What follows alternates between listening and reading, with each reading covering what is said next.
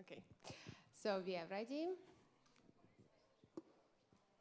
Yeah, close the door. Now it's official start.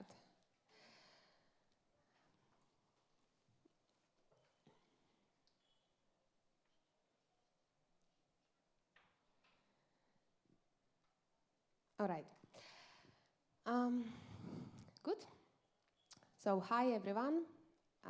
First of all, I would like to thank you all to coming here because I don't know how you survive after 2 days of Vino Czerwone, Vino Białe, concerts, and all this stuff, and interesting panels, of course, and insights from 2 insightful days. So I'm glad you are here, and we can discover now a topic about startups. And I'm happy to have with me a representative from world, European and Ukrainian startup ecosystem. Once again, I am happy to be here in person. You know, it's precious nowadays because we don't know what's going to happen next year. Maybe we will meet again in metaverse and right from our browsers. As one Ukrainian startup who is Yuri Filipchuk, who proposed metaverse for remote teams, and his startup name is Partyface.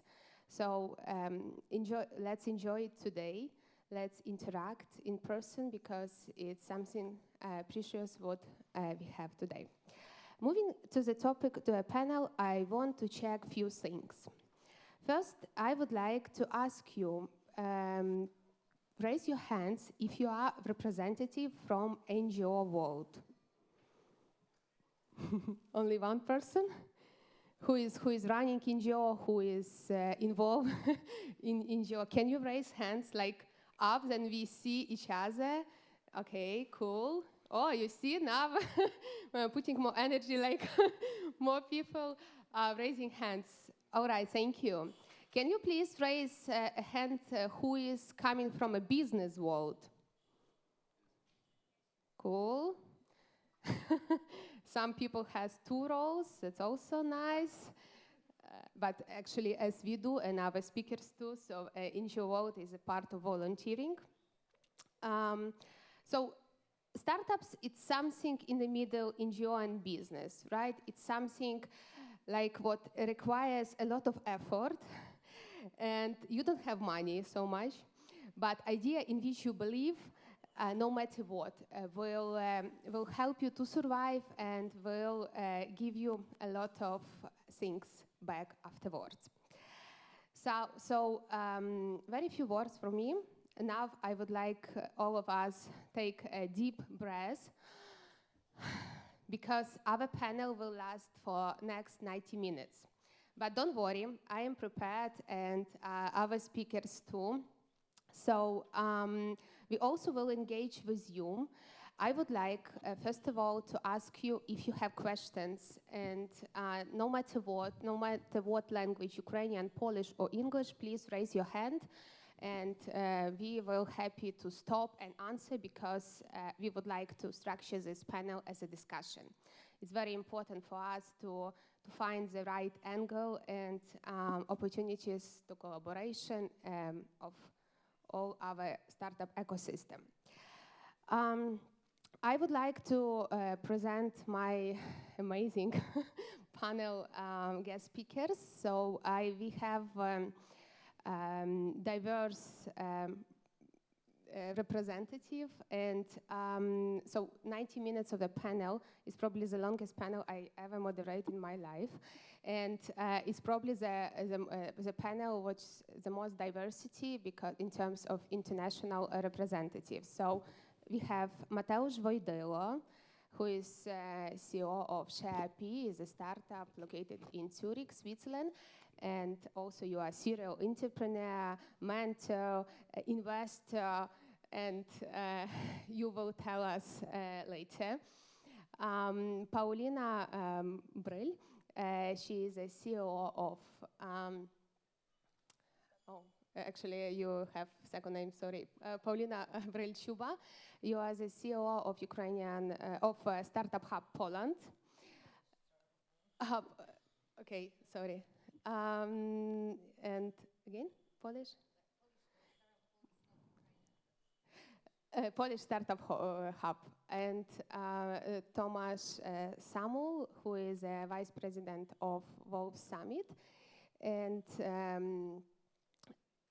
Anna Cohen, who is President of the initiative D4 Denmark for Ukraine, and she is also HR in the cybersecurity field in startups, and Irena Supronyuk, who is editor-in-chief of Tech Ukraine and communication lead.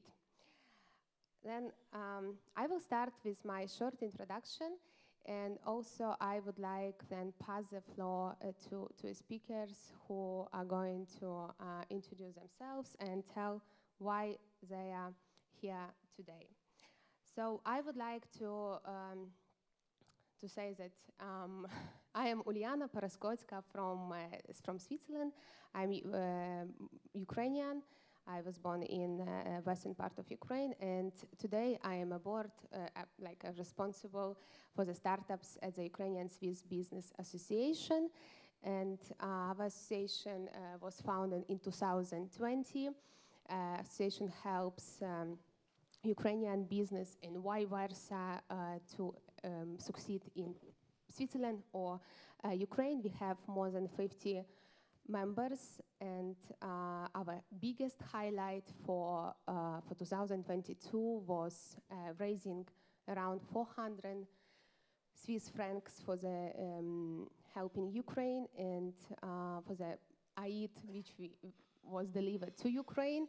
And of course, Ukrainian Swiss Business Hub, which happened in Lugano in the same time as Ukrainian Recovery Conference in Lugano, and it took place in July 2022. I would like, with not further ado, I would like to pass the floor to you, Mateusz. Can you please tell us about you and why you're here? Thank you. Yes. As you've already heard, Mateusz Wojtyło, and I've been in the startup business since 2006, where I started my first fund venture, which became really interesting project after all. But over those years, I've stayed with the startup industry because bringing the innovation and bringing solution to the problem and finding out what the problem really is, I think it's a key, and this is something that's why also Ukraine needs startups so much, because to really solve the problems faster, because that's, as we spoken yesterday, it's one of the key things in startups.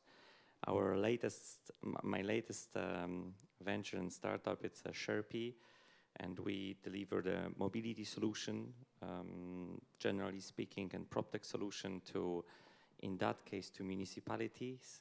And together with United Nations, we have a project in Lviv to solve the problem of parking. Because as you probably know or don't know, suddenly in Lviv, after the war, they have hundreds of thousands of cars, more than they had before. And somebody needs to solve this issue. And you know, the situation as the cities are right now, and especially Lviv, because I think this is a great, amazingly managed city, is to change the mobility behavior. So not to have a situation that I can leave the car anywhere where I want and no one cares. It's actually to start putting some order in place. And I think that's one of the important things, to do it together with technology. But maybe I will talk about that also later. So. My turn? Yeah, over to Paulina. But also, I would like to remind one thing. You will see a QR code behind us. So this is a QR code where you can scan and then ask your questions. So of course we are really encourage you to raise hands and ask questions, whatever speaker you would like to give your question, and also if you would like to stay silent or incognito mode, so please send the questions via Slido scanning this QR code. Paulina, over to you. Thank you very much. My name is Paulina Brimtsuba, and you already know that I'm working for a Startup Hub Foundation.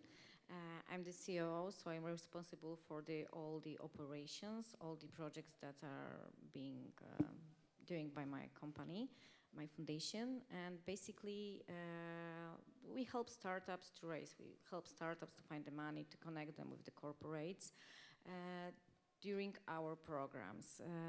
We work also with the Ukrainian startups before and after the war, and right now we open all the projects to them. So I think that during the panel there will be also the place to say you a little bit more about things that we are doing. So basically is this. Maybe something more than before the Startup Hub Foundation. I work in Institute for Studies and also organize a lot of conferences in Kiev and in Poland and in other countries. So this is it. Thank you very much. Tomasz Samul, I'm the VP of Sales at the Wolf Summit. We are the conference, the summit, and we are helping startups to find investors. Actually, we are trying to help, we are provide the platform to make as many as good connections between startups and investors as possible. Just to give you some backgrounds here, because I believe it's important, 7 years on the market, just to give you some background about the scale. Last event was in October this year in Vienna. We have 800 startups, a lot of them were from Ukraine. And around 400 people who represented investors and a lot of companies, accelerators who can offer something to the ecosystem. We have every participant got access to the application. We ask a lot of questions about your goals, needs, a lot of details, and to make this happen, I mean to have as many as good connections between both sides, we suggest with whom both sides should meet with. And during the conferences, we have usually around 2,000 one-to-one meetings between both sides, which generates a lot of businesses. So Wolf Summit in general help startups to make business, to find investors. And we are more than before open to our cooperation with Ukrainian ecosystem, and I will tell you later something more about it. Thank you so much. You already told us big numbers and achievements. It sounds great. I would like to pass the floor over to Anna and tell us about Denmark and your initiative. Hello, I'm Anna Cohen from Denmark. Well, I'm actually Ukrainian. I was born in Ukraine. I left Ukraine in 2005. I've lived in a number of countries like US, UK, Hong Kong, Singapore. So Denmark is only 4 or 5 years I've been living there. I work as a HR, as a tech recruiter in cybersecurity company context. So that's my full-time job. But the project that I'm speaking with here is DK Tech for Ukraine. That's where we help Ukrainians to find jobs in Denmark and with relocation. I will tell more later, I guess.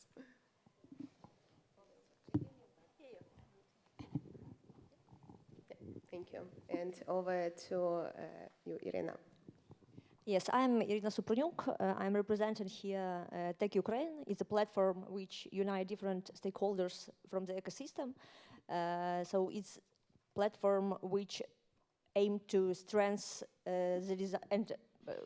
aim to desire of fast-growing ecosystem, and it's unite different types of stakeholders and players on the market, like government, like associations, like startups, businesses, clusters, and we connecting dots between Ukrainian ecosystem and different types of other stakeholders in European and other countries.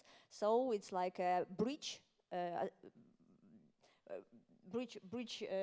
platform or organization. Actually, we are served as the NGO. Actually, so I'm working over there during 3 years. And since that time, we launched our platform, which is the core assets for us. And during wartime, it was like the key for us to communicate about the war on Ukraine and from the perspective of tech. Because as you know, that tech it's one of the key roles of war now. So, all of us know about the first cyber war, global cyber war, and it's going on and starts from Ukraine. So Ukraine now is like a testing ground on this sphere, and as well as drones, which using from different sites. And Ukraine now is like also, I guess that it will be one of the biggest world tech hubs which represent military tech solutions. So for now, I'm serving like communication lead, analyst, and editor-in-chief of organization Tech Ukraine. So I think that later we will discuss much more about all of these points. Thank you. Yeah, thank you so much, guys, for your short presentation. And I would like to officially open a discussion panel because it's why we are here. And, well, I prepare my question, of course, as a moderator. And I would like, again, encourage you to ask your question, raise your hand, give us short, like, presentation of yourself while you're here. And, of course, address your question to our speakers. And I would like open the discussion with you, from you, Irina, because you are the only one representative here. Let me check, yeah. Here who came from Kiev, who is living on a daily basis in Ukraine, and whatever you go, you see Tech Ukraine. Tech Ukraine also is a partner of Ukrainian Swiss Business Association, along with Ministry of Defense and Ministry of Digital Transformation, and CEO Club of CEO Club Ukraine is the biggest club of businessmen. And we are so glad to have you among our partners. And I see in a big conferences like Web Summit or Slash or Tech Barbecue, and also in the US, you are the one, like as you told, like ambassador for IT, for technology, for startups in Ukraine. So I'm big honor that you are joining us today, and I would like give a floor to you to tell us the overview and to say what's changed, how it's now, and what is the situation, of course, and some maybe future things. What are you planning and plans, and also maybe you can mention in areas where we can cooperate as a representative from different from other startup ecosystems. And I would like to ask to put a slide with numbers. Poproszę dziękuję. Okay, Irina, over to you. Thank you. Okay, thank you very much. So I will start a bit just 3 days before the invasion. I released the overview about ecosystem from 2021, and it was the punchline over there, like the ecosystem is booming. So last year for Ukrainian tech ecosystem was like really booming. So everything was like on the rise. Rounds of investments, new projects, the first IPO for Ukrainian startups and scale-ups. It was like really huge amount of people who was working over there. It was like up to 300,000 people who work in the industry, and it was like one of the most export-oriented and one of the industry which generate the most amount of returns from industry to the budget, actually. So from my perspective, from over there, it was like everything really in a high level of growing. And we see that it was like opening new VC funds inside Ukraine. And as I see, like I'm working in Tech Ukraine during 3 years, and I keep an eye on the industry, and what I can see from this perspective that for now, a lot of different types of companies which grow in during 10, 20 or 30 years in Ukraine, they become really global players. First of all, the next one is like a benchmark for me. It's like they become holdings, which consist of different points of like they generate ecosystem inside, in-house, launching VC funds inside, launching universities inside, launching accelerators for startups inside the industry. And from this perspective, they are really boosting the whole ecosystem and playing a huge role for industry and for our country. It's just like from my perspective and perception from this side.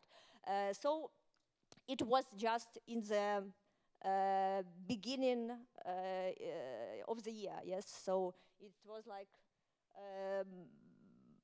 over over 8,000 millions generate export-oriented. But when war comes, you know that Ukrainian tech, first of all, it was why everybody said about resilience, because it's really demonstrate incredible resilience during all of these times. First of all, the pillars of resistance, what I can explain, and talking with different stakeholders from our market, they implement business continuity plans, which was developed just before the war, because they understand they cooperate with the global players, and they have to be prepared on different scenarios of type of so to continue to operate and implement different projects for global players, you could understand what you will do in any case. So that's why most of the companies, which is really global players, they already after 1, 2, 3 days after invasion, they implement these business continuity plans, and after 1 week, I guess, most of them run operations on the like 95% of previous times. And it was like a really huge bravery, I think, from our teams and from our management teams, different types of also ministry. We know that they are very helpful, very helpful and effective from the very beginning, and now also support in different levels, like with Starlinks and all of this stuff, which help to not interrupt in any case the operations, because you know that why IT is really boosting in Ukraine also, it's you need good internet connection and electricity. Now we have problem with this, actually, after attacks and terrorism of Russian on our electricity facilities and so on. But you know that we adapting very quickly on this type, so we are buying generators, people coming to offices, and over there they have Starlinks and so on, so we keep running. But we see that up to the report of National Bank of Ukraine, the latest one, and I think that yesterday Ukraine IT Association released the report about Ukrainian tech ecosystem, what's going on during this year. And they show that despite the war and despite all circumstances which comes to us and challenges we faced it, the only one industry which really growing and generate returns, it's tech, so IT. It's even growing, even in these conditions, it's growing up to 10% compared to last year. So it's incredible. I think that it haven't any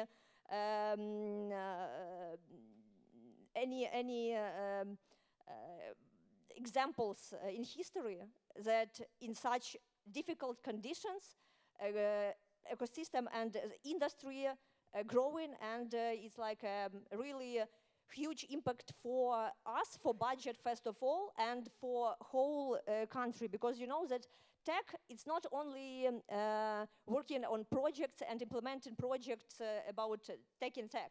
It's also a huge amount of aid and humanitarian projects which also running by companies, by clusters, by different associations which working in this sphere, startups which helping developing different projects. Some of them shifting and pivoting and start product and develop and invent different solutions for army. Most of them start, I think that it's not my opinion, but I based on the research also. 85% of tech people who work in tech donating every month and helping army every month. It's research, really, and it shows that actually this industry not like separate. I think that every industry in Ukraine now try to help the country in these hard times, but this industry also having connections with sorry, with global players. They could interact and invite and start cooperating and boosting not only like business, because you know that in Ukraine now it's not only not just business like business. Everything connect with the war, and everybody understands that if we will win the war, everybody all around the globe will win with us, because we are now defending the values of a free world. So we are facing these challenges, and we're fighting, all of us fighting over here, and all of us from different spheres. For now, all of us is on our own front lines. That's why tech, from this perspective that the war is really very technological. This war is one of the most technological war even happened, and it's the scale of using different technologies, it's unbelievable actually. So we know about cybersec, we know about drones, we know about different types of software which developed also and implemented in artillery and so on. We know about cooperation with NATO, with different institutions and organizations which come to Ukraine, also implementing here, like last week, it was launching a cybersec hub in Kiev also, and it will be really one of the, I think so, really one of the biggest, I guess, research centers and for defend and protect, yes, defend and protect, actually, yes. So red and blue teams, yes, developing these types of projects. Not to be for long, yes. On that point, because you were talking about revenue, and of course it's enormous amount of support from tech industry to Ukraine, and today, and probably in future, I believe it will be doubled, tripled, even more. Well, on that note, I would like to say from my side that as being in Switzerland, I just want to give an example. I'm working as a Swiss company. It's called Kickstart Innovation, and is a like biggest accelerator or open innovation platform, one of the biggest in Europe. We are connecting startups with the Swiss enterprises, and just back into you. So recently, Ukrainian startup Solar Gaps signed a partnership with the city of Zurich to have a successful partnership on establishing his product. in different institutions in the city of Zurich. So for us, it's a big achievement, and also I think is also an example how Ukrainian startup can exploit new markets, right? Generate revenue and bring it back to Ukraine.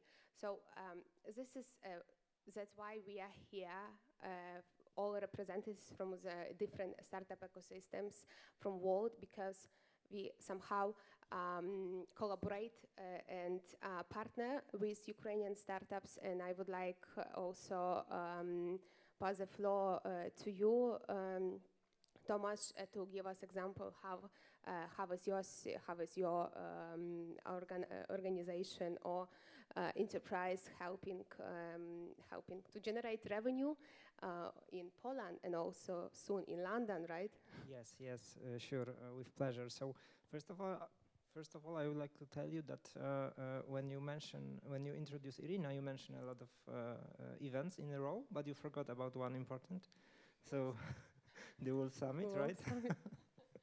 So yeah, we do not have many startup representatives here. So I mentioned you how it works, how the summit works. That we are trying, all of us, I believe, we are trying to do connections between both sides of the ecosystem, between startups and investors. And yeah, to be honest with you, I also have some hidden agenda here to provide you a lot of data during every in every sentence almost. So when the war started, I mentioned about the startups we have. It's like 800.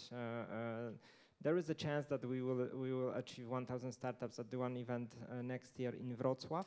So matchmaking is the key word here. That connections between both sides, that generates value, right? It helps also, for example, Ukrainian startups to survive. And two things here. First, that it generates value, it generates investments, that meetings, and we are able to actually to track in very detailed way how it helped, right? So because we've got that matchmaking solution, I told you about it, that we ask a lot of questions and we exactly know who meet who during the event. So based on that data, when we know that a startup X, like ShareP, for example, met with some investor, we know about it, right? That there was a meeting, it took place during the event, and then we are able to connect that data with some sources from the outside, right? So there are some researchers like PitchBook, for example, or Crunchbase, which provide you with a data about investment, and we are able to prove that during our events from 2016 to 2021, the level of investments came from the meetings is at it's around 5 billion euro, right? So it's huge. And how we did it, we just took the fact of the meetings, and then if there was an investment between sides within 6 months from the meeting, we feel that we at least a little bit participated in the deal. But yeah, so that's the number. And when the war started, we as an organization, we were, we sit and we were talking what we can do, right? Of course, as individuals, we were doing a lot. We were working in the refugee centers, and we were sending some help also. But what we decided to do as a Wolf Summit, we did one thing. We opened the door to the Ukrainian founders. We are not NGOs. We are not, foundation. We need to pay salary from the tickets, but we decided to do it as let's say kind of our support. And that was crazy, I can tell you. It's like that's also why I'm here and to tell you about it. Before the war, Ukraine treat us. I mean, startups from Ukraine always participated in the event, but usually among that numbers I mentioned, we have before the war exactly those 23 startups from Ukraine, very, very, very good. Also in the pitching competition with a lot of meetings. when we did that thing that we said, okay, we can maybe a little bit help you in that way that you can just come for free, the number increased to 80, right, within a month. And they were very successful, and that was our support, right? And I have a doubt here if that's if that's enough or not. What we should do, if that even will be successful movement, because remember it was March and April this year, so crazy time. And I remember that situation from the foyer of the event, that I've met one female founder from Kiev, and she told me that she came from Kiev, right? I thought that it's technically impossible. That was like 3 weeks after the war started, right? And she told me that, yeah, sure, I come. The business is very important, right? That's the way we can survive. We can pay salaries. We need investors. I'm here to do that, right? To work. So I was shocked, because the day before I was working as a volunteer in the refugee center, talking with people who just came from Kiev, right? And the girl told me that. So I told that to her, that, come on, it's crazy, right? And she told me that, yes, it was a little bit overcrowded in the train, but we need to do business, right? And we need to meet investors here, and it was like this, right? So we did spirit, one right? thing. Yes, this is the spirit. How people treat like business and. Yes, and they told me that we don't need support. We need contracts. We need investors. Help us with that, right? And we organized, during the next event, we organized big Ukrainian panel with our partners from ISE and startup Polish Ukrainian Startup Bridge also were involved in some way, especially before the war, but during also. Yeah, we really feel that it makes sense, and we are trying to do a lot of things like this to support the ecosystem. I would like to thank you and also pass to Paulina, as you are both from a Polish startup ecosystem, and Poland is like the closest country to Ukraine, and I know a lot of things are going on the humanitarian, military also, right? And also, what are you planning to do, and what have you done during the last 10 months? Okay, thank you very much. I will add what Tomasz said. Like, when the war began, we all was so shocked, and start this part with the humanitarian aid. We didn't thought about how to help the startups in Ukraine, just how to help the people. And in the beginning, the whole Polish ecosystem, startup ecosystem, we was on the phones thinking, do we need to have a program for startups? What we should do, crazy first 2 or 3 days. And then we decided that, okay, let's calm down a little bit. Right now, they need the money, of course, and the volunteer helps from the persons, not from the organizations. So the all Polish ecosystem, we just run to find the money to help the army, etc. We just raise around, I think, 100,000 zlotys, and we did that together with the Polish PAIH, Polish humanitarian aid. And so this was the first step, that everyone said okay, we don't just run the new projects. We need to think what help is needed, because the startup ecosystem, we all know, is the most flexible.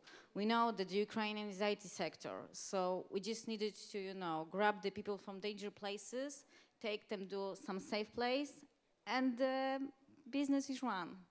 Maybe not like usual, but still it can run, yeah? And so after that, we thought what we can do. And I can tell you a little bit more about what Startup Hub Poland Foundation done.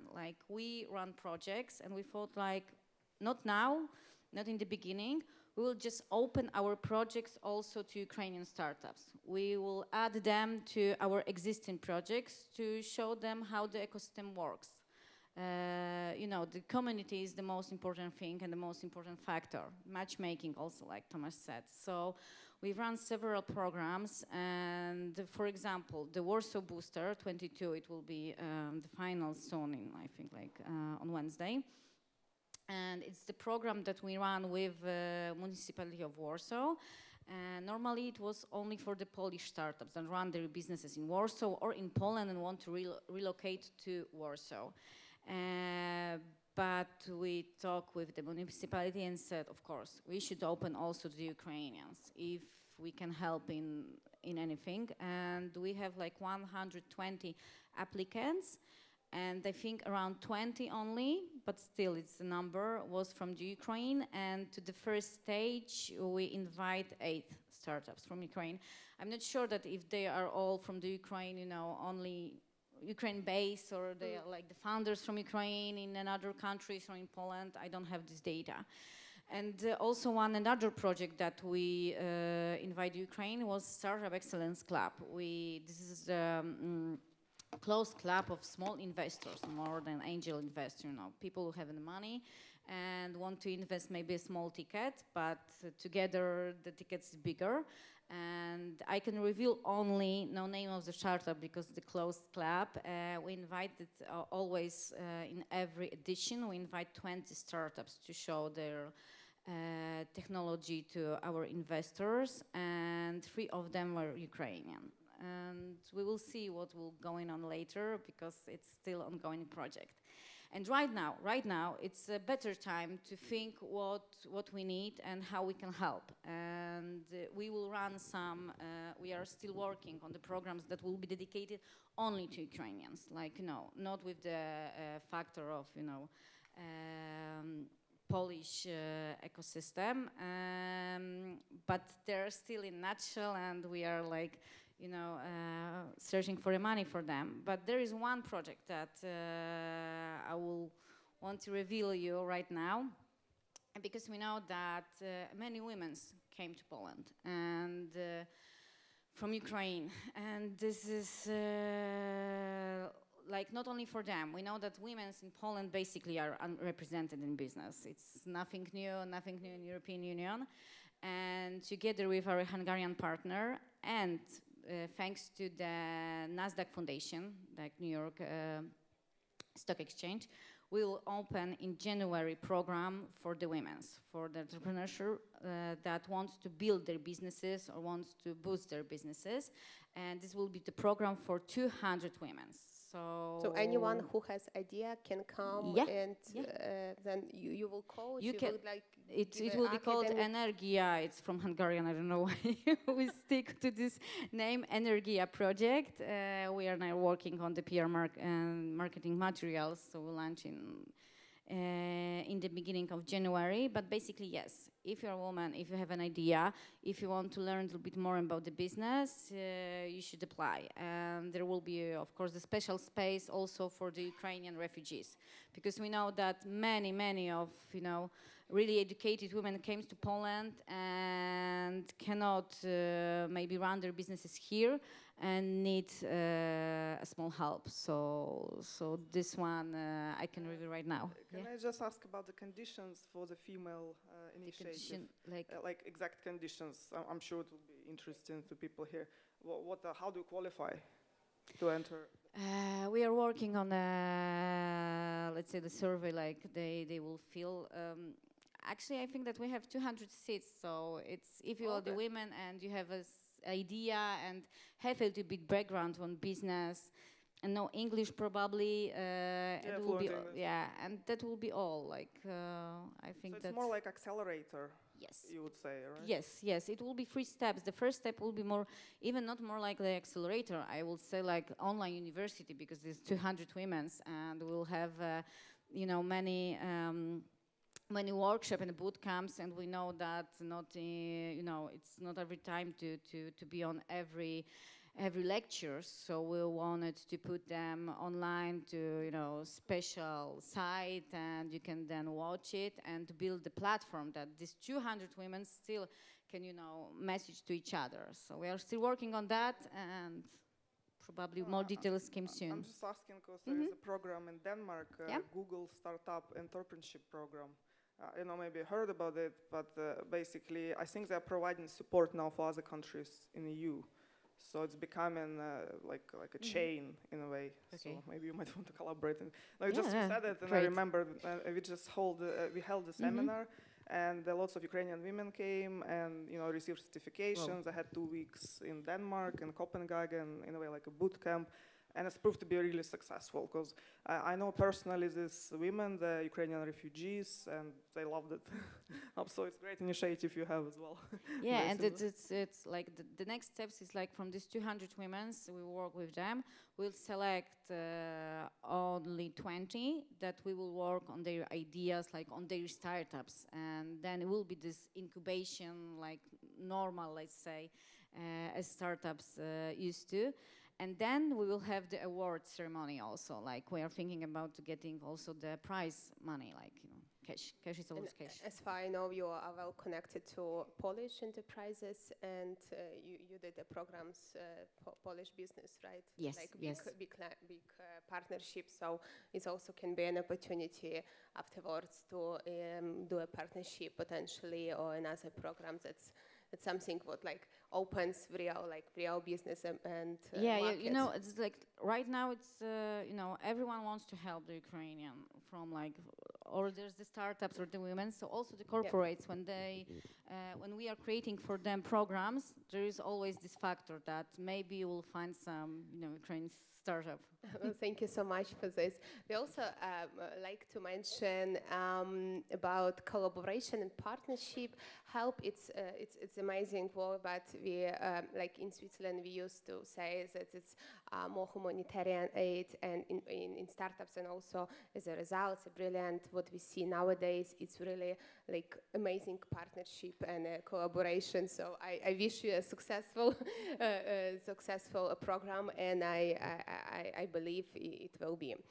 I would like to pass the floor to my Swiss colleague. We both came together from Zurich in different flights, but we are seeing each other. Different connection.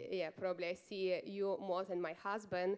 Like everywhere on each conference, we see each other. And when I heard the story about Ukrainian Lviv partnership project, I was like, wow, you need to go here and tell us how much it costs, how much money you receive from EU, why, and as a Swiss startup or as in collaboration, and also what you will do, and that you will employ Ukrainian people in Lviv, right? So it's, I think it's one of examples. I believe there are a lot of partnerships and examples in Ukraine and in small cities, but Mateusz, go ahead and tell us what it will be. Thanks. Yes. So maybe I will start from that just a bit. Just the moment the war happened, we had already our startup running for like 1 year, more or less, 1 and a few months from the beginning of the development. And then I came up to this idea like, can startup help at all? Startup generally has a lot of problems in themselves. Like we don't have money, we don't have resources, you get slapped in the face every day. Everyone tells you that you're wrong. You're going and then can you still help? And then I thought like, okay, governments are helping to governments because we are talking about billions, hundreds of billions versus hundreds of billions. This is like the money that cities doesn't have as a budgets even. And so how people can help? Sometimes your help can be just, just talk to somebody and, cheer this person up. And that's already a huge thing because that person will cheer another up and it's a domino effect. And then I thought like, okay, so what we can do? We have a technology which is proven that it's great technology for solving the mobility and the PropTech mobility problems with parking, with EV charging, with bike sharing, generally to change the mobility behavior.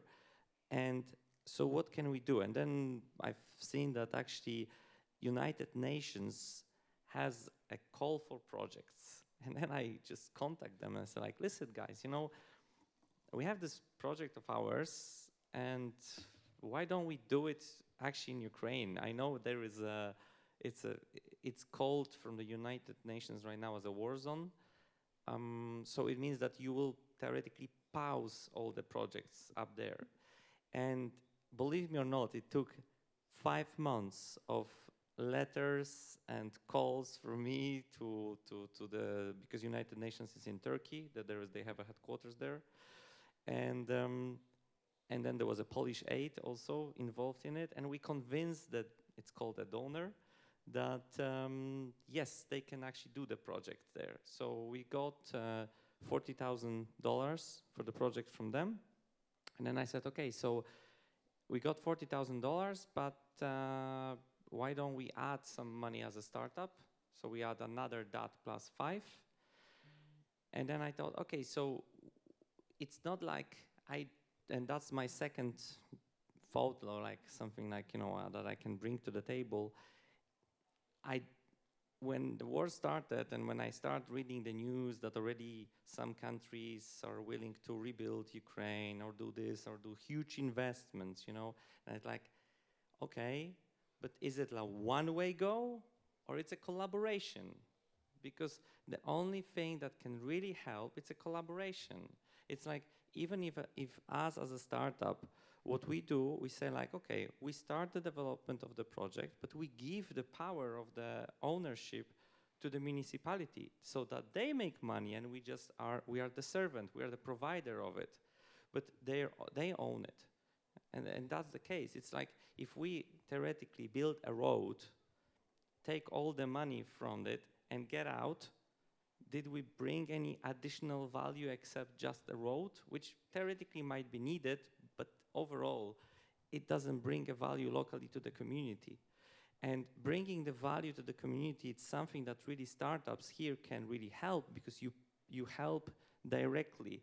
Directly, it's like in Switzerland, there is this grassroots democracy. So like people in a small community, a small village even, they can decide about taxes, they can decide about either we change the landscape or this and that. And the same is with startups. Startup, as a founder, somebody lives, let's say, near to Lviv, and this person can see that I have with my neighbors this problem. And if this problem is, let's say, the same in a few other neighborhoods, maybe they can solve it. And if they can get a financing for it or a partnership, that can happen. And the third and last, we decide that our technology, it's also a piece of a hardware, tiny, but still it is.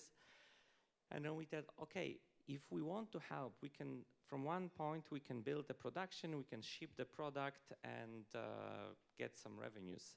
But maybe we can do something more. And then we decided we would choose another technology, which is quite new, since a couple of years actually possible. And we can produce our technology in each country we are working locally, allowing people locally to work in it, to work on it, to develop it, to make it better, because they know the problems locally with the mobility better than anyone else. And I think this is something that should be also in focus of every startup and also governments, that if some companies are coming to work in Ukraine, that should also come with the offset. The military knows how to do it because the projects are like that since ever. Yeah, you buy the tanks, yes, okay, we buy it from you, but some of the parts needs to be produced in the country. The same could be with every other piece of industry. And the PropTech industry will be very much indeed and in need, because, you know, rebuilding Ukraine means rebuilding real estate, roads, infrastructure. Just to quickly summarize, 85,000 euro, Swiss Dollars. francs, dollars. It doesn't matter for you, but it's gonna go to Ukraine in Lviv, and then when the project starts? The project already starts, part of the money already there, and we're already working with quite a lot of people over there So it's already happening. So it's already happening. City of Lviv, right? Yes. Correct. Yes. Congratulations. Congratulations as well. My question is to you, as we discussed before, but maybe it's kind of more interesting to the public. What is the biggest cultural difference that you had when entering Ukrainian market as a startup in your field? Yes, we talked about that. Yes, exactly. So, I had this that started with a question last time. Like, is there a difference between Switzerland, Poland, and Ukraine? There is. It's not in people, because culturally, generally, we are all the same. We eat more or less the same food. We work the same. We dress the same. I mean, it's just generally that's the way it is. The difference is that the size of the fines. In Switzerland, they are practically the highest. So if you do something wrong, you know that you're going to be punished, and really painfully. To that level that if you go over 50 kilometers or more, you might lose your license. You can choose when, but that's another thing. You will lose probably your car. Doesn't matter if it's a Lambo or if it's a Fiat 500. And you will have to pay a fine based on your previous tax declaration in a percentage way. So it means that each pay equally, and you feel the pain equally. For somebody, 500 euro can be no pain whatsoever, but for others, it's a huge problem. But then if it's a percentage from your last year income, that's life. So I think that was the biggest thing. It's like when I discovered that, okay, some rules are more commonly broken than in Switzerland or in Poland, but because of the way that the city changed the management of each department, what happened right now in Lviv, this is amazing. It's just the young people that are in the head of departments. I mean, like, I was one of the kind of oldest one in the room. They really want to improve. They really want to make the Lviv, especially now and after war, way better, way more innovative than we could imagine. And that also comes with the change of the behavior of certain people, that they don't care. And I think that it's changing, and it's changing in numbers, because I remember that last time I checked the fines from the illegal parking from about 200,000 hryvnia raise up to 8 million monthly. So it is possible. Yeah, we were speaking about the driving culture in Ukraine, if you remember, which is kind of different from a driving culture in Europe. And I live in Denmark, where everybody is actually on the bicycle. So yeah, I can start with Denmark if you like. Yeah, but that's true. It's also the shift to what you said. That's why cultural difference is so important. Not every startup can succeed in every country. It's a fact. Yeah, but also that, for example, shifting to public transport. The problem in Lviv was not that the people don't want to use the public transport, is that the public transport was managed by single, small, tiny companies, not collaborating each other. So actually the bus drivers, and that's a fun fact, they were not stopping if they were seeing young people, because they knew that they are not going to be paid for driving them because they travel for free. So they were just going through.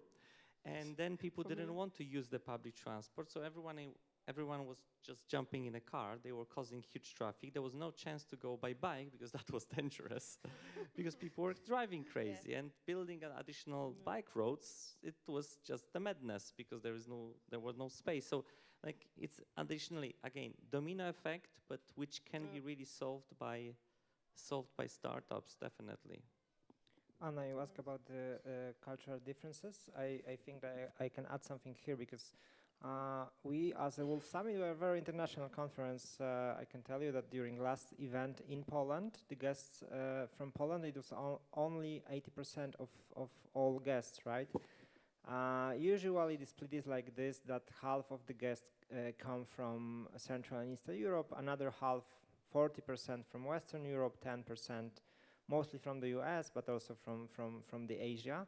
So what I noticed that I joined the business like 3 years ago, and what I really like here is the fact that the mindset of the entrepreneurship is the same. If you are talking about people from the Ukraine or from Romania, the UK, and that's also, from my perspective, it's beautiful. I love to work with people who are so open-minded, so sometimes brave, are able to risk their private money, right? It's the same everywhere.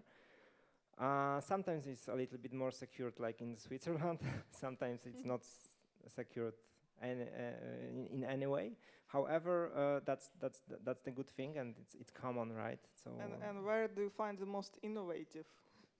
There's startups is innovation, right? Yeah. So that's the thing, right? Yeah. The innovation is the keyword, and it's actually, if you take a look, I've got a lot of interesting talks here yesterday and today about the innovation in the military, for example, right?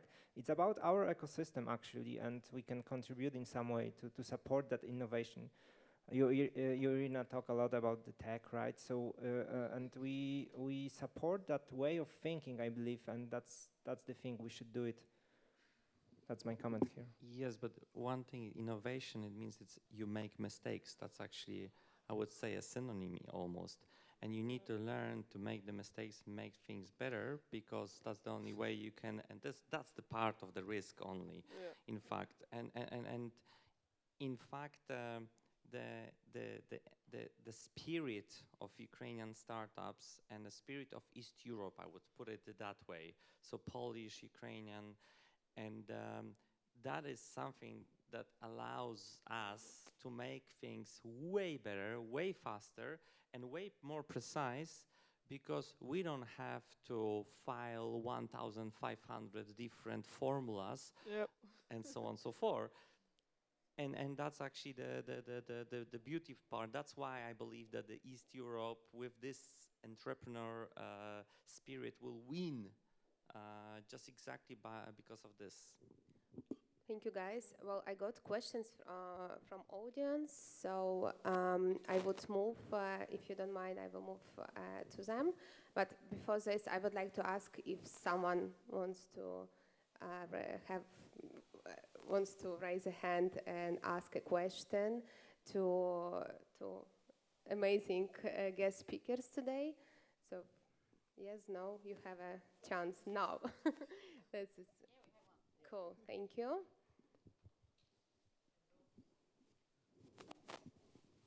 You can take mine, Mike. Or Mateusz. Juan.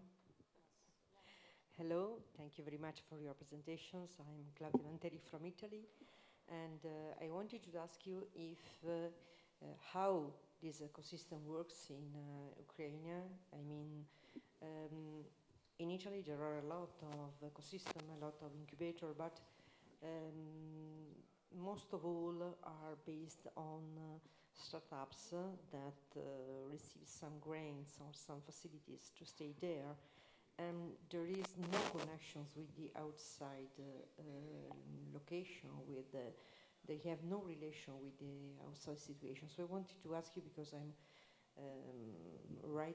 reading a lot about incubators and the idea of the connection that an incubator should have with all the outside ecosystem, with schools, with university, with the research center, with citizens. And I feel that sometimes these startups make only network between themselves, and this is a really pity, because they have, in Italy, for example, they have no connections with all the public municipalities and province and state. So I wanted to know if in Ukraine there is something different. So thank you very much. Well, the question is if startups are working with municipalities, with governmental institutions, if I understood correct. Yeah? Okay. How ecosystem works in Switzerland?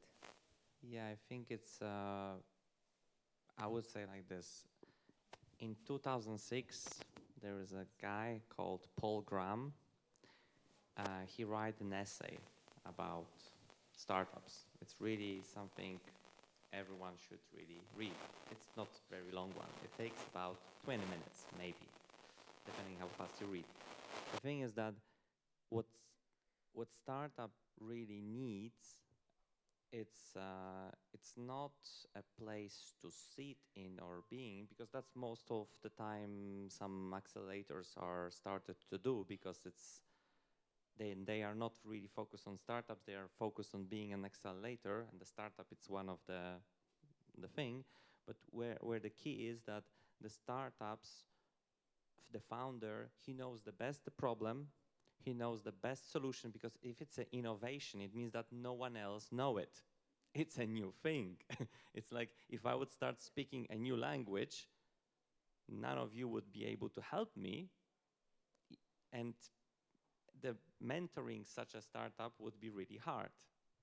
So maybe answering the question in different way is that the startups needs the infrastructure, which means that like getting money easy, being connected easy, and the third thing is that it's proven that you need about 212 startup invested $1.5 million to produce 4 unicorns, which is a $1 billion valuation of the company. Normally, it means that you have revenues from 50 to 100 million in that case. And how to do it, why it's not 50 only and then have a 1 unicorn. The point is that because the startups need to collaborate each other, they need to, because among this collaboration, and that's a proof of the Kickstart, that's exactly proof of the Wolf Summit and a few other initiatives here, or like a startup hub in Poland.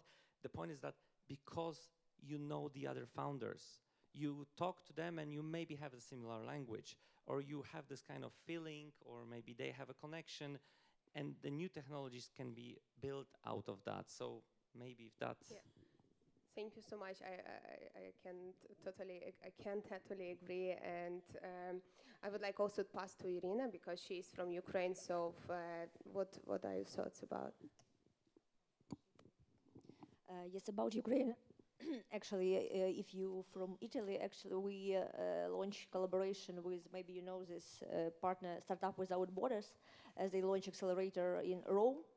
Yes, and they also invite Ukrainian founders and to participate in this project. It will be 4 months, and we joined also as a support organization from our side. So actually, in Ukraine now, I know just that during this time, launching 2 new accelerators it will be announced, I think, maybe this month or next month. So we know about drone hackathons, which also for the first time was held in August, I guess, and the next one will be, I think so, maybe this month or next. And I think that for now, in Ukraine, accelerators and all of this stuff really very important, and help from Europe, actually, like your Startup Hub, yes, and Kickstarter also. We understand that this support about, first of all, is about money, about connections, about opportunities, about new markets. How to start, where to start, with whom to collaborate, with whom to contact, to understand what's going on the ground. So we know, and we, for now, actually, Ukrainian companies really scaling globally during these 10 months. So Poland is one, thanks for help from Poland in every point of view, actually, but these types actually for us very important for tech ecosystem, because I think that all big and small and scale-ups and startups opened representative offices in Poland. Today is like Warsaw, Gdańsk, Poznań, and so on and so on. It's like a common scene to... Wrocław also, yeah, for sure, yes. Thank you very much. Don't forget. Yes, that's why actually it's opportunities for us, and I want to thank all countries which help us. And you know that, like in March, we launch on Tech Ukraine platform the chapter about how different countries support Ukraine. So it was immediately after just months after invasion, different countries launching different projects, initiatives, programs, which help definitely tech also. So it was like a really huge impact for our ecosystem to achieve and to get this support and help in the very beginning. So you could check it out on our platform and understand how diversity it is. So it's. I just wanted to add, it's an excellent feature. I've used it myself. I've recommended it to many people in the Nordic countries, Denmark, US, America. It's excellent job, great job. It's like a library of amazing resources. Thanks for that. Thank you very much. But excuse me, the answer was also to ask you, because in these days we have understood a lot about Ukrainian startups and Ukrainian way of connecting all the world about not only needs, but also as a challenge, as a really good opportunity for all the world, to a win-win opportunity, not charity. A win-win opportunity must be. This is very clear for us. It's very important to take home this message because. But I didn't understand if the startups philosophy is most near to the American startups, where you have a good idea and you find someone that put a lot of money to build, to grow, or like a more as in Italian system where we try to connect, to make a network between, so to grow as a network. So you are one, then you are 3, 4, 5, at least 10 little. SMEs can have the same power as a big corporate. So this is one I wanted to understand, which is more the philosophy of the Ukrainians. Actually, we in Ukraine we have a Ukrainian Startup Fund. Also, is like an organization which funded is like a government organization, like a Minister of Finance, backed by Minister of Finance, and they invest in is the biggest early stage investor in Ukraine. So it's like a money which comes from government. So they are working like 3 years already. And for sure, we have different types of venture funds which come to Ukraine during these 4 months. It's like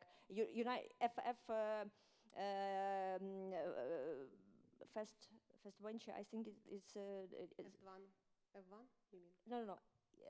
Double F is like, yes. It's from United States. It's guys from United States investing directly for Ukrainian startups. So it was one of the first and really which have big pool for directly Ukrainian startups. Also Innova, we know about this pool from Polish venture fund. We know about Sire, which also invested in Web3 and blockchain. We know about different types of Romania and Poland. So Horizon Capital also announced about a very huge pool of investment also to Ukrainian startups. And we understand that people looking in this direction also, because the previous years it was challenging. You know that it's a lack of financing. It also was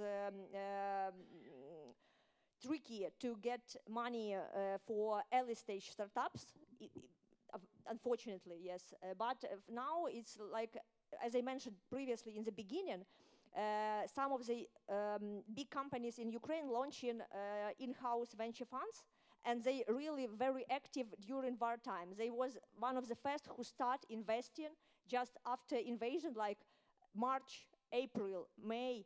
So it was like they said, guys, we are staying here. We will help Ukraine. It's our direction, and we want to support in every way. So like also seed fund, like F1, it's like different types of investment pools. It's not a very huge amount of money, but for our teams, which are really struggling, which really need support in this challenging moment, they get this support. And thanks also to Google from startups, they invest in 75 startups already. So it's really also, they select really great teams. 75, it's really a good one, good number actually, because you know I track in what's going on in the ecosystem and released every month or every 2 months is the overview of ecosystem. We're collecting different types of reports, what's going on over here, about deals, M&As, which investments or who comes to Ukraine with different types of pools and so on, and about ecosystem and achievements of ecosystem. And I understand that during these 10 months, it was like over 70 deals, investments in Ukrainian startups or vice versa, yes? So even Ukrainian venture funds investing in different, also in global startups. But here it's the one thing only, I think, just in one sentence, it's the US culture in startups and also in doing business is like, I'm okay to fail. I can fail, and then I learn, and then I go again. And I know how to sell myself. Yes. And I really know, because selling and to be confident, it's amazing what and this the US... this is exactly the thing that it's changing now in Europe significantly, and thanks to the whole situation that the technology world have been connected because of the war. Actually, the people are more and more okay with failing, but still, it's like you should run your startup like a company with a scoring like you would like to get a finance from the bank and still be treated as a valuation and startups from US. So that still is in the heads and in the mindsets, unfortunately. But yeah. I just wanted to add on this that sales skills are so important when you have a startup. And actually, as a HR employer, I want to say that you should be able to sell yourself as well. I'm having interviews with candidates every day, and you know, a person with an amazing, excellent CV, she or he, they can't present themselves, and they failed. They don't get this job just because they can sell brands, they can speak about themselves, and maybe that's something Ukrainians, and obviously everyone, but Ukrainians should work on as well. I think, you know, that's our soft side. Yeah, very good point. I think it's one area where we can learn. And also, I would like to say that we are slowly getting to the end, and we have still questions. So, Arno, do you want to ask your question in person? Yeah.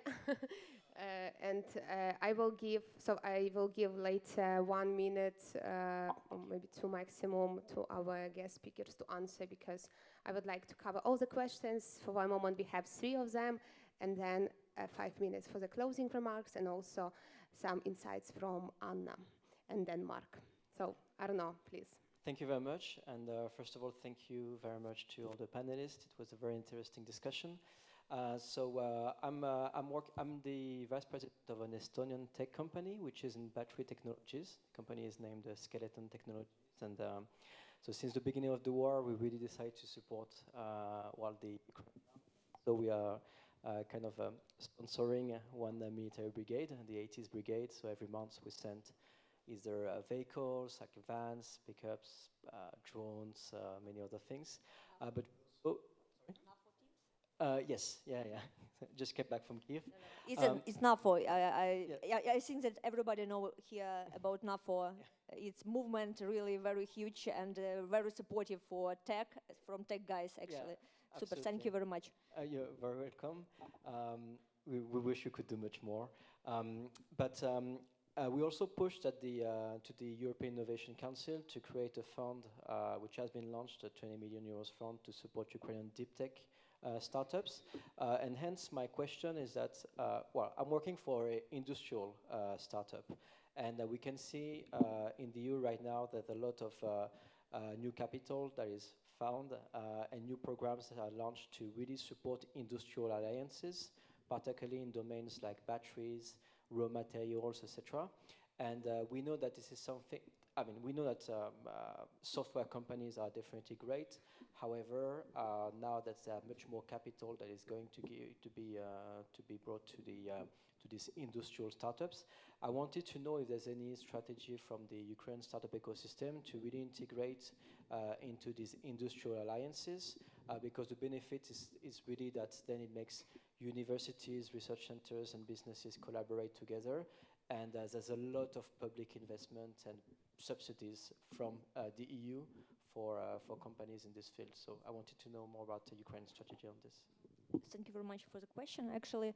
I don't know, maybe you check it out, but like 2 weeks ago, Ukrainian Startup Fund and TEA Ventures with the Ministry of Digital Transformation also, they launch the project about which industries from tech is the most priority for investments. So it was like released different types of these industry columns, like military tech, like cybersecurity, like logistic tech, prop tech, also fintech. So the most common thing, which really advanced in Ukraine for now and really in priority for the country, is the first point. The next one about cooperation with different types of stakeholders, actually. What we see, first of all, maybe you also know that also 2 weeks ago was the hackathon with raw materials, also taking place in Kyiv, and 3 weeks ago it was the first defense hackathon in Kyiv. So it was like a cooperation between businesses which work in tech sphere. First of all, it's cybersecurity also, and ministries of defense and something like all connected with the army and solutions for army. It's really huge amount of different types of solutions which produced on that level. And what we see also from universities, that Ukrainian Catholic University launched own VC for the first time in Ukraine. It was like a month ago, or maybe 2 months maybe ago. So for the first time it was like a VC venture fund from university, growing from university, yes, and they invest in, it's not a big pool, yes, for investment, but like 1.5 million. But it's also will be investing in startups which growing from the ecosystem, university ecosystem. It's the first, I think, the point maybe which will be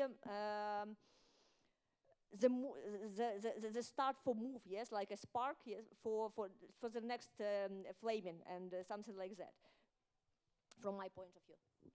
Thank you so much. That's awesome. It's like 1 month we see launched ideas growing. I'm so impressed. Probably we are all here representative from different countries. I'm impressed by Ukrainian spirit, and good luck with this. I have another question. Do you support any startup which are social enterprise, have some sort of social impact? So I guess it's Tech for Good, NGO, impacts startups. Do you want to say one word on this, or how it, or any of you?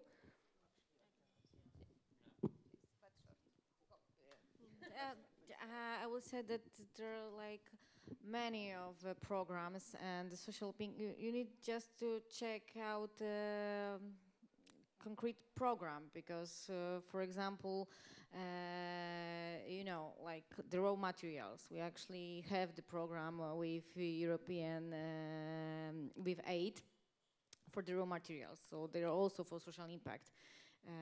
It's really important part. So I cannot right now say which one exactly program, but it's plenty of it. Yeah, I agree.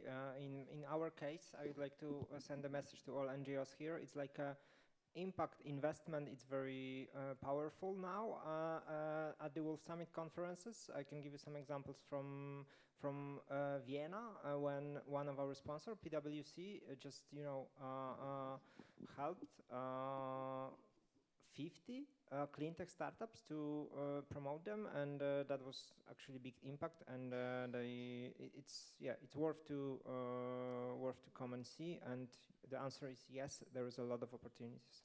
And also in Scandinavia, in Denmark, impact startup is huge. There's lots of support from the government, VCs. So Scandinavia is a place as well. Another question and last one from my Slido from QR code. How does the ecosystem connect with the startup with the local ecosystem? I mean, it's this ecosystem the real proof of an incubator, of a 5 spikes incubator. I'm not sure. Yeah, what is the point? I think if you can I understand, yeah.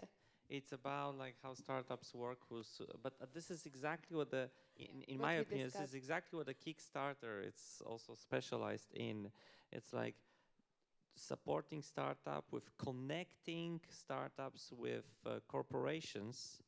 Because if you have a great idea, a great solution, and you want to come to the big company and that they will buy this solution from you or use this solution, generally it's like, we are not interested, we don't care. Yes, it's great, everything is great. You're gonna save a lot of money. We don't care. We have a budget, and we don't want to do anything about the budget. So generally, there are organizations, and it's more and more right now of them, that really help. And I mean, I mentioned Kickstart, it's really big help in that case to really push with a knee, with a fist, with a scream, startups into the corporations. So they are this kind of intermediary between, and that's really big help.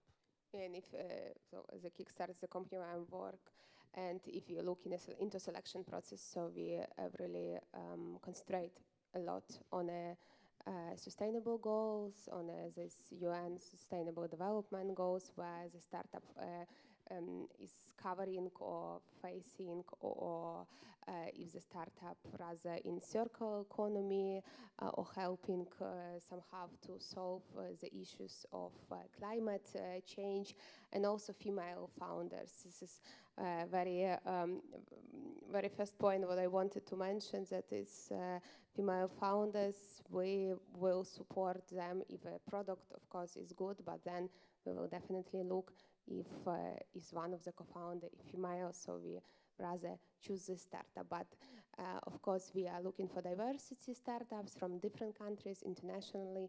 So as I mentioned at the beginning, Ukraine, it was started from Ukraine, from Mateusz, actually, your chef, he was one of the startup in smart cities page. So, wow, we can really do a lot, just people.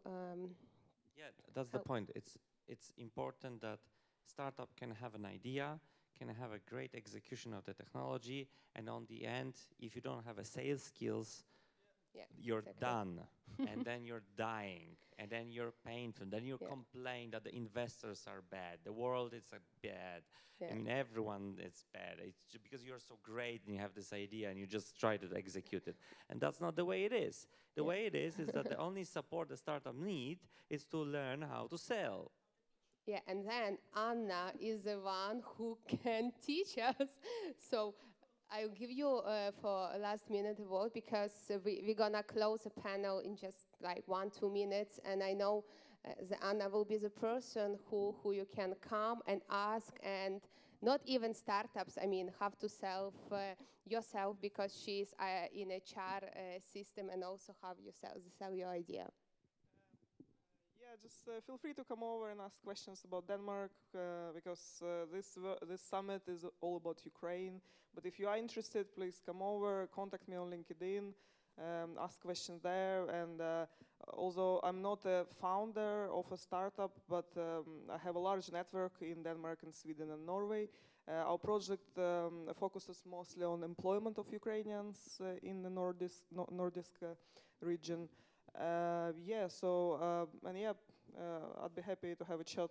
And as an HR, I can just say good luck, sell yourself better. Yeah. Also, Irina and Thomas would like to have you. Yes, but may I? Yeah, one sentence only. Yeah, so because we are out of time. So I just want to say that I would like to invite all Ukrainian founders and people connected with the ecosystem to our next flagship event in Wrocław, Poland, in May this year for free. Just contact me on the LinkedIn or just visit wolfsummit.com, and that's the sentence. Yeah. Thank you very much for your help. Actually, for all of us, for all of you, people who on the ground working in different countries and supporting Ukraine, and everyone who sitting here, we really huge appreciate all of your help and support. And what I would mention in the end, that the best impact investment today is investment and support, work, collaborate with Ukrainian tech companies, startups, because they prove that they could work in different conditions.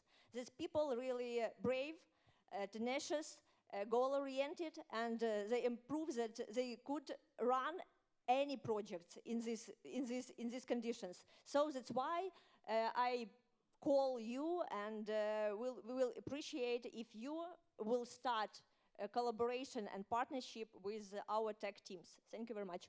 And I could not agree more. Yeah, let's do applause. And I could not agree more with you. And I think on that amazing note, we will close our panel. Please reach to our speakers. Thank you so much. And also, I think the best way is in person today or online through LinkedIn. It's very easy. I'm also will be staying here for a while, so we can have a talk about Switzerland and about countries and enterprises we are all represent. Thank you so much again, especially you, those of you guys who make it happen, and for your time. Thank you so much.